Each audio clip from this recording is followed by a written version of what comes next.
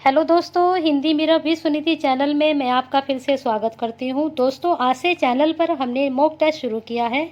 इस टेस्ट से आप अपनी परीक्षा की तैयारी चेक कर सकते हैं, जो आपकी परीक्षा के लिए लाभदायक होगी। इसलिए आप इस वीडियो को अंत तक जरूर देखना।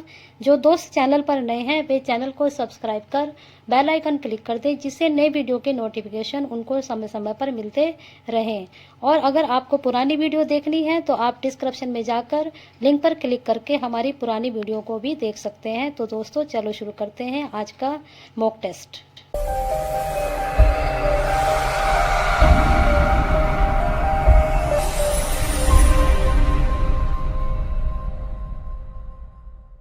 तो चलिए दोस्तों, शुरू करते हैं आज का मॉक टेस्ट, जो आपकी सभी परीक्षाओं के लिए अति महत्वपूर्ण है।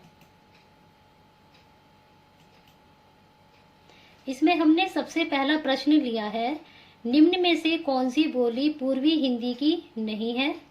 क अवधी, ख छत्तीसगढ़ी, ग बघेली, फिर घ बुंदेली। तो बताइए इसमें कौन सी बोली पूर्वी हिंदी की नहीं है?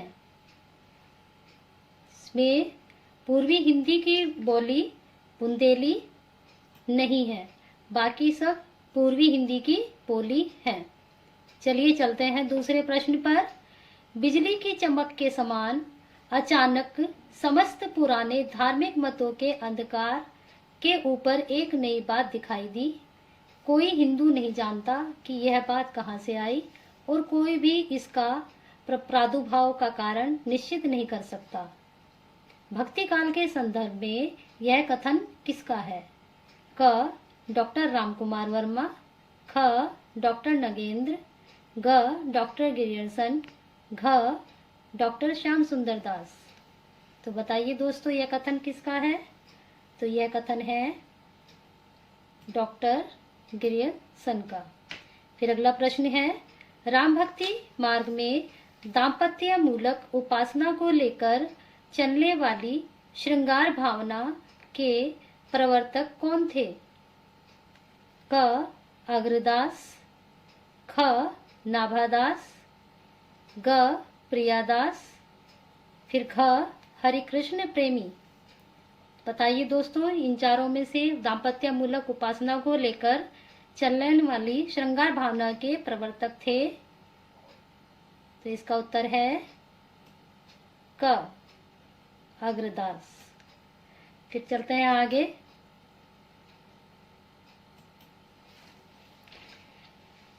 फिर है अगला प्रश्न, गोरखनाथ ने नाथ संप्रदाय को जिस आंदोलन का रूप दिया वह भारतीय मनोवृत्ति के सर्वथा अनुकूल सिद्ध हुआ है। यह कथन किसका है? क नलिन विलोचन, ख नाभादास, ग चतुरसेन शास्त्री, घ डॉक्टर रामकुमार वर्मा। तो बताइए दोस्तों, इसका कौन सा उत्तर है?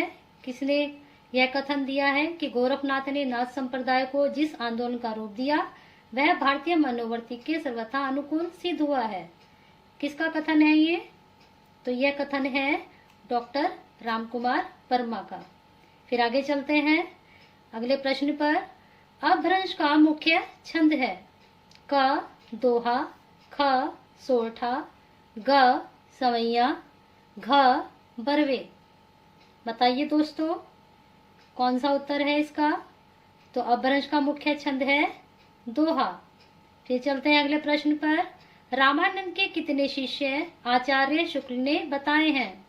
क 10, ख 12, ग 15, घ 16। कितने बताए हैं? तो ये बताए हैं उन्होंने 12। रामचंद्र शुक्ल जी ने रामानंद के 12 शिष्य बताए हैं। फिर आगे चलते हैं। इनमें से किस रासो को आलाखंडी कहा जाता है? क पृथ्वीराज रासो, ख बीसलदेव रासो, ग परमाल रासो, घ खुमान रासो। किसको कहा जाता है?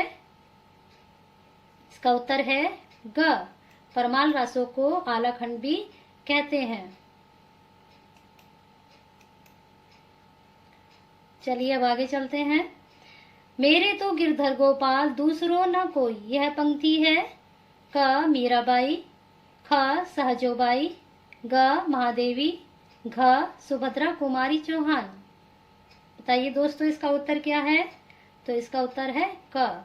यह पंक्ति मीराबाई जी की है। फिर अगला प्रश्न है, इनमें से कौन मिश्र बंधुओं में नहीं गिना जाता है? क सुखदेव बिहारी मिश्र, गणेश बिहारी मिश्र, कृष्ण बिहारी मिश्र, श्याम बिहारी मिश्र। तो क्या है इसका उत्तर? इसका उत्तर ग कृष्ण बिहारी मिश्र। कृष्ण बिहारी मिश्र को मिश्र बंधुओं में नहीं गिना जाता और ये सुखदेव, गणेश और श्याम इनको मिश्र बंधुओं में गिना जाता है। फिर अगला प्रश्न है, अष्टछाप के कवियों में कौन सम्मिलित नहीं है? क सुंदरदास, चतुर्भादास, कृष्णदास, परमानंद दास। तो अष्टछाप के कवियों में कौन सम्मिलित नहीं है? तो सुंदरदास जी अष्टछाप के कवियों में नहीं है। चतुर्भुज दास, कृष्णदास और परमानंद ये अष्टछाप के कवियों में गिने जाते हैं। फिर अगला प्रश्न है, श्रीधर पाठक किस काल के कवि हैं? रीतिकाल, भारतेंदु युग, छायावादी युग, द्विवेदी युग। तो श्रीधर पाठक भारतेंदु युग के कवि हैं। चलिए दोस्तों अगला प्रश्न देखते हैं, बाल मुकुंद गुप्त की प्रसिद्ध रचना कौन सी है? क आचरण की सभ्यता, ख शिव शंभू के चिट्ठे, ग ठूठा आम, घ प्रिया नीलकंठी। तो बाल मुकुंद गुप्त की प्रसिद्ध रचना कौन सी है? तो इसका उत्तर है ख शिव शंभू के चिट्ठे इनकी प्रसिद्ध रचना है। फिर अगला प्रश्न है, कृष्ण गीतावली के रचयिता हैं? क सूरदास, ख नंददास, ग तुलसीदास, घ मीरा। तो कृष्ण गीतावली के रचयिता कौन है? तुलसीदास जी। फिर आगे चलते हैं, प्रेमचंद सामंत का मुंशी पुस्तक के लेखक हैं? डॉक्टर धर्मवीर, विवेकी राय, मुद्रा राक्षस और प्रेमचंद। तो इसका उत्तर बताइए दोस्तों क्या है? प्रेमचंद सामंत का मुंशी के कौन है? तो इसके हैं डॉक्टर धर्मवीर। फिर अगला प्रश्न है, एक पति के नोट्स कहानी के लेखक हैं? गिरिराज किशोर, महेंद्र भल्ला, राजी सेठ, घ गोविंद मिश्र। तो किसने लिखे हैं एक पति के नोट्स? ये लिखे हैं महेंद्र भल्ला ने। ये पति के नोट्स कहानी किसके द्वारा रचित है? महेंद्र भल्ला के द्वारा। फिर आगे चलते हैं, वट पीपल के लेखक हैं? क हरिवंश राय बच्चन, निर्मल वर्मा, रामधारी सिंह दिनकर, रामकुमार वर्मा। तो दोस्तों बताइए वट पीपल के लेखक हैं? इसके हैं लेखक रामधारी सिंह दिनकर। फिर आगे चलते हैं, समांतर कहानी के पुरस्कृता हैं? क महीप सिंह, ख कमलेश्वर, ग मोहन राकेश, घ राजेंद्र यादव। तो बताइए दोस्तों समांतर कहानी के पुरस्कृता हैं? इसका उत्तर है ख कमलेश्वर। फिर आगे है, जैनेन्द्र कुमार के उपन्यासों का सही अनुक्रम कौन सा है? क त्यागपत्र, कल्याणी, सुखदा, सुनीता। फिर ख है सुनीता, त्यागपत्र, कल्याणी, सुखदा। फिर ग है कल्याणी, सुखदा, सुनीता, त्यागपत्र। फिर अगला है सुखदा, सुनीता, त्यागपत्र, कल्याणी। तो बताइए इसका उत्तर कौन सा है दोस्तों? तो इसका उत्तर है ख सुनीता, त्यागपत्र, कल्याणी, सुखदा। ये इनका सही अनुक्रम है ज्ञानेंद्र कुमार के उपन्यासों का। फिर आगे चलते हैं अगले प्रश्न पर, जन्म के आधार पर इन निबंधकारों का सही अनुक्रम कौन सा है? यानी कि जो जन्म हुआ है इनका निबंधकारों का, तो इनका सही अनुक्रम कौन सा है? क रामवृक्ष बेनपुरी, वासुदेव शरण अग्रवाल, भगवत शरण उपाध्याय, डॉक्टर संपूर्णानंद। फिर ख है वासुदेव शरण अग्रवाल, भगवत शरण उपाध्याय, डॉक्टर संपूर्णानंद, रामवृक्ष बेनीपुरी। फिर अगला है भगवत शरण उपाध्याय, डॉक्टर संपूर्णानंद, रामवृक्ष बेनीपुरी, वासुदेव शरण अग्रवाल। फिर घ है डॉक्टर संपूर्णानंद, रामवृक्ष बेनीपुरी, वासुदेव शरण अग्रवाल और भगवत शरण उपाध्याय। तो बताइए दोस्तों इसका उत्तर कौन सा है? तो इसका उत्तर है घ। डॉक्टर संपूर्णानंद, रामवृक्ष बेनीपुरी, वासुदेव शरण अग्रवाल, भगवत शरण उपाध्याय, इन निबंधकारों का यह अनुक्रम सही है। फिर अगला प्रश्न है, जगनी की रचना कही जाती है? क विशलदेव रासो, ख परमाल रासो, ग पृथ्वीराज रासो, फिर घ आलाखंड। तो बताइए दोस्तों जगनिक की रचना इसमें से कौन सी है? तो जगनिक की रचना है परमाल रासो। फिर आगे चलते हैं, प्रकाशन वर्ष के आधार पर इन उपन्यासों का सही अनुक्रम है? क रुकेगी नहीं राधिका, आपका बंटी, सूरजमुखी अंधेरे के और चितकोबरा। फिर ख है आपका बंटी, सूरजमुखी अंधेरे के, चितकोबरा, रुकेगी नहीं राधिका। फिर ग है सूरजमुखी अंधेरे के, चितकोबरा, रुकेगी नहीं राधिका, आपका बंटी। फिर है चितकोबरा, रुकेगी नहीं राधिका, आपका बंटी, सूरजमुखी अंधेरे के। तो प्रकाशन वर्ष के आधार पर इन उपन्यासों का सही अनुक्रम कौन सा है दोस्तों? बताइए। इसका ए है रुकोगी नहीं राधिका, आपका बंटी, सूरजमुखी अंधेरे के और चितकोबरा। ये प्रकाशन वर्ष के आधार पर इनका सही अनुक्रम है। फिर आगे चलते हैं, इनमें से कौन तार सप्तक के कवि नहीं है?